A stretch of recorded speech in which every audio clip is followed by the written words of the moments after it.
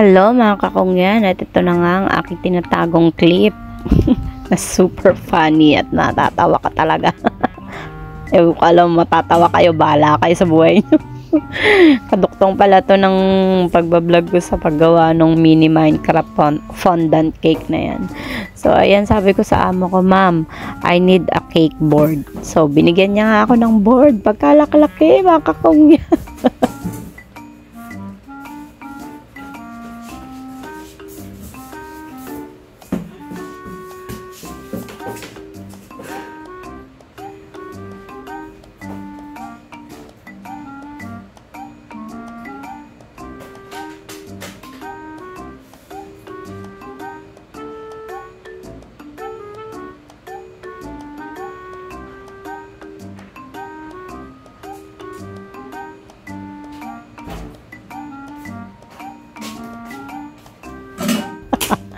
So ayan, sinusukat ko na siya dahil nga sobrang laki, kailangan nating ikat, no? Buti na lang maparaan ka kung yan. Kung hindi, ay nako, mapapakamot ka talaga sa ulo dahil sabi ko kailangan ko ng board cake, pinigay sa akin malaking board. O diba nga? Ikat natin yan, tapos may gagawin tayo dyan. At habang kinakat ko yan, kukwentuhan ko kayo ng aking talambuhay bilang isang kungyan. Ngayon nga pala ay nakabakasyon ng aking mga amo for 9 days at nagkaroon ako ngayon ng spare of time makapag-edit. Yay!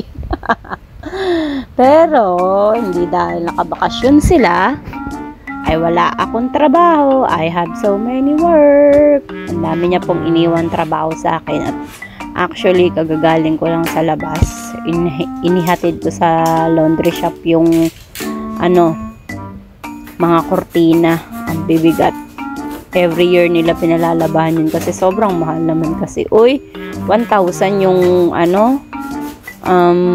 ilang set ba yun? 3 set ng kurtina. Eh, ang bibigat din naman. 1,000 Hong Kong dollar. So, nasa 7,000 pesos na yun. Grabe, no? Ikaw ba? Kung gusto mo bang mag-spend ng ganong kamahal na pera pag kung nasa Pinas ka? Pero, syempre, hindi, no? Well, barya lang naman sa kanila yan. Sana all, diba? Hindi naman kasi pwedeng labahan dito sa washing nila at masisira. At saka, it takes time, no? Sa ilang pair na yon, 3 set. Eh di bawat isang salang magkano rin rin yun. Hindi sa magkano, mali ako, sorry. Tawag nito takes a lot of time, tapos baka masira pa yung washing. Mabigat talaga. Kailangan dun sa kailangan talagang dalhin dun sa laundry shop. Tapos nagpa-dry clean na rin ako ng suit nung lalaki. And then, linis na rin ako ng fish tank. Tapos, sabi niya sa akin, gawin ko daw yung bedsheet. Mag-beddings daw ako pagka malapit na sila umuwi. So, sa 19 ko pa gagawin yun. I think Sabado yun. So, magme-message ako sa kanya na mag-off ako ng 19. Tapos, babalik sila ng 21. Linggo. I'm not sure lang Well, i-check ko na lang mamaya. Basta kailangan bago sila umuwi, nailagay ko na yung beddings nila 1 day before. Tapos bago sila rin umuwi, mamamalengke ako ng mga kakainin nila, mga stock namin dito sa ref. So ayun, diba? Grabe, no? Grabing sarap ng buhay ng kongyan pag wala ang mga amo. Sana all na saludo ako sa mga amo na hinahayaan lang nila yung mga kongyan nila na magkahayahay pag habang wala sila, habang nasa bakasyon sila.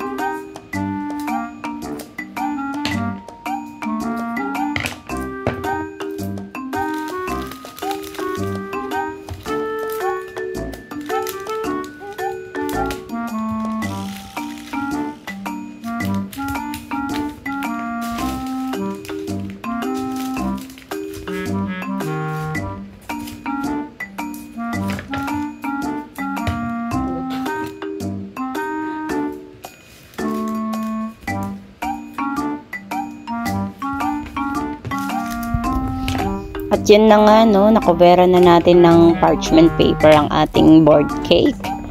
Ayan, di ba? Ang galing ng kong yan. San ka pa? Ano pang gusto nyo? Pinagagawa niyo sa buhay ko. Minchin. Char.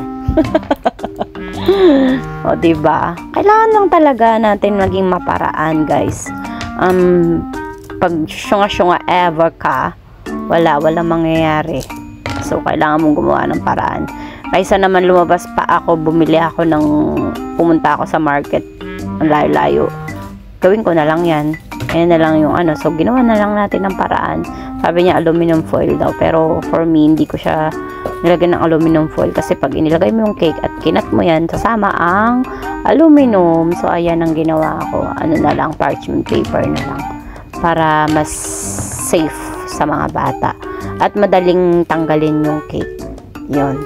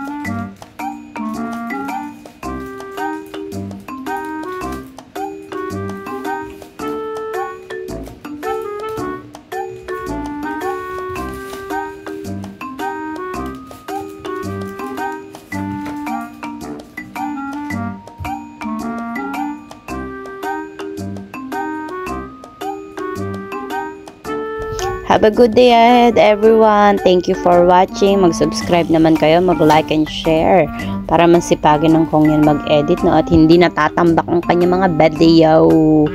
Ay nako, buhay kong yan. Babu!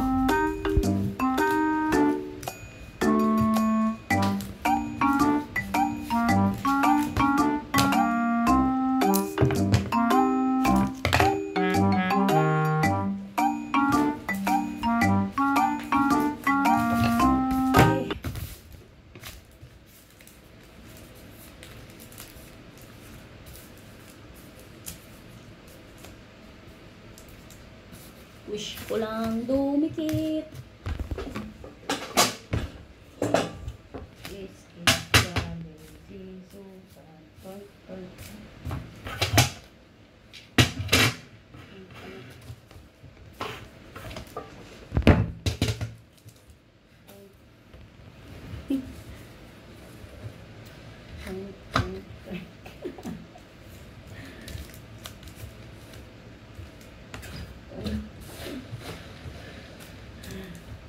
hirap pala na ito.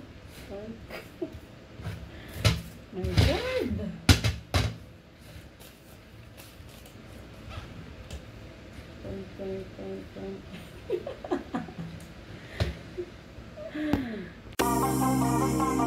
Turn.